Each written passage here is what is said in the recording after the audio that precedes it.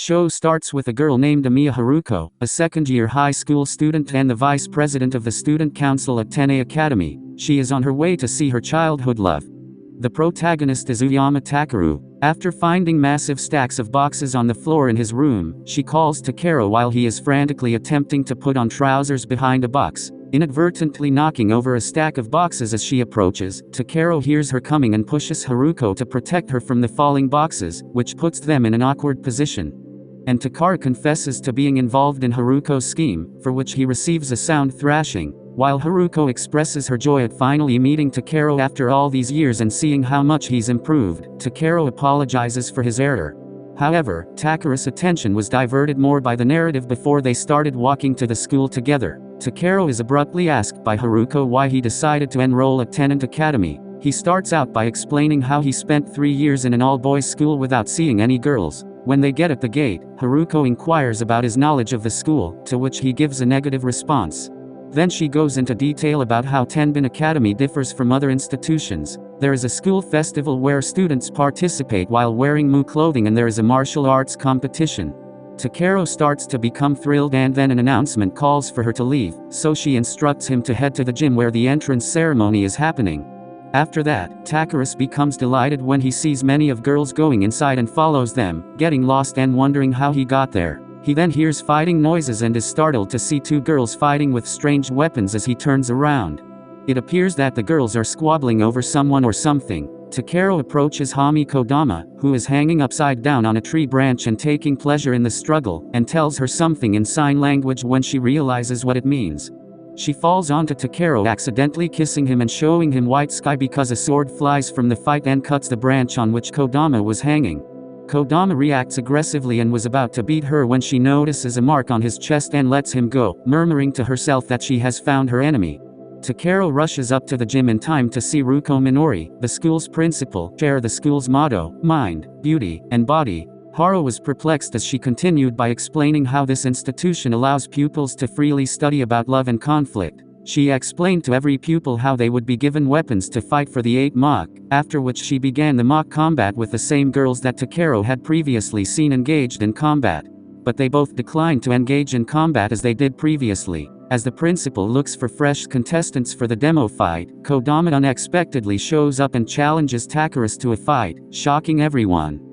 As a newer and a second year's conflict can end dangerously, Haruko tries to object. Kodama declares that the combat is only being staged as a display for the principal, who must approve of the conflict and who must fight Takeru against his will.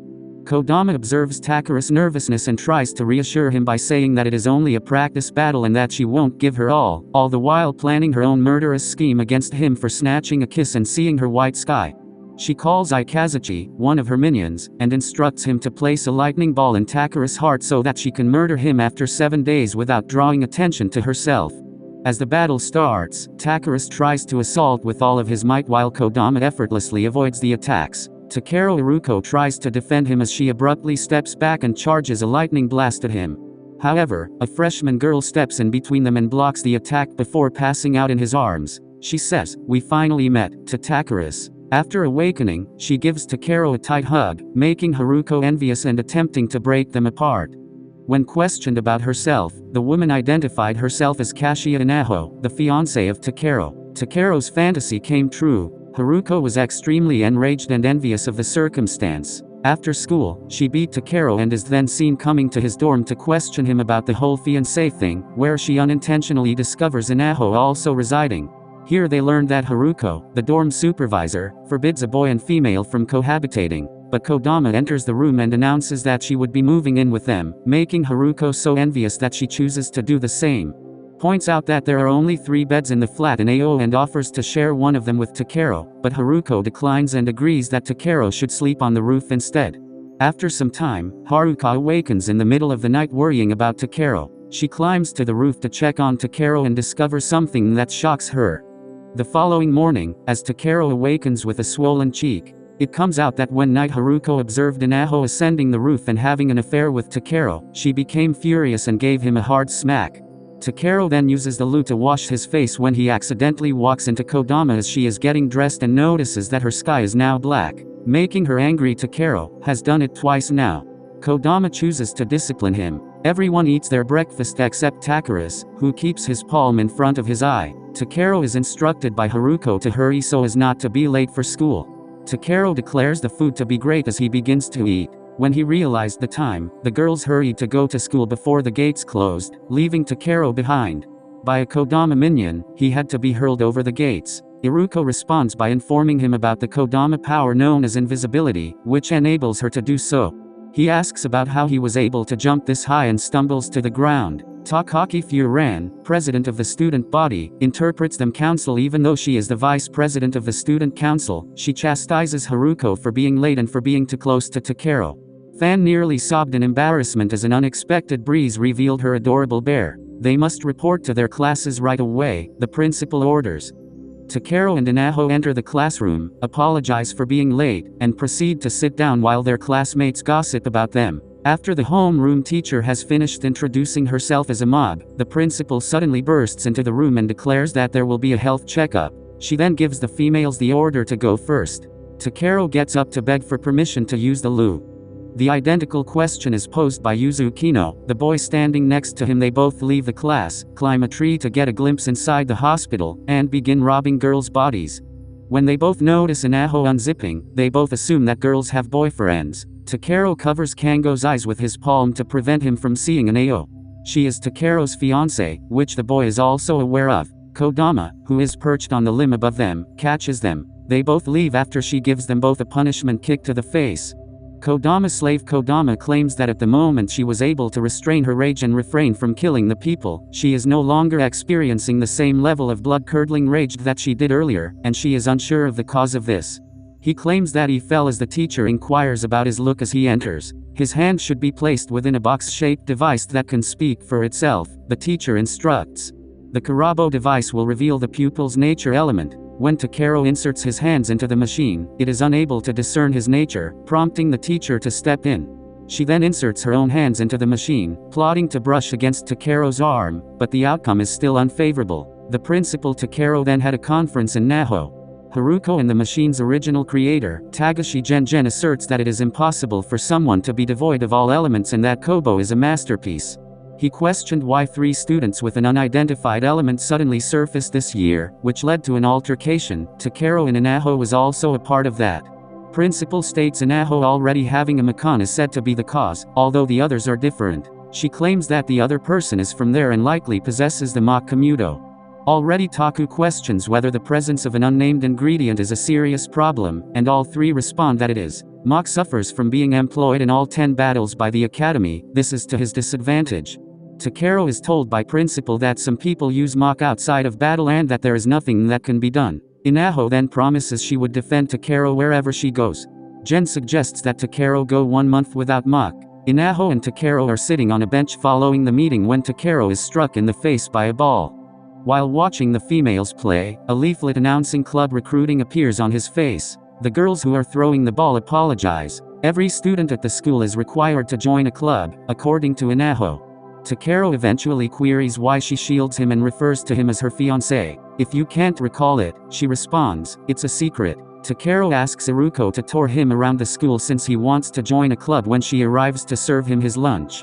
Haruko, Takeru and Inaho go out in search of a club and visit several clubs.